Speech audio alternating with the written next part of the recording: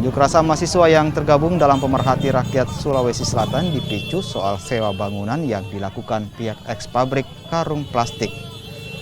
Aksi unjuk rasa ini sempat diwarnai saling dorong dengan warga di pintu masuk halaman eks pabrik Patun Makatex, Makassar sebelum dilerai aparat kepolisian.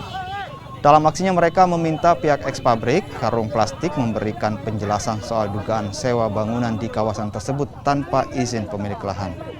Menurut pengunjuk rasa, lahan tempat berdirinya pabrik yang sudah 14 tahun tidak beroperasi itu bukan milik perusahaan Makatex, namun lahan yang dimanfaatkan sementara dengan status hak pakai.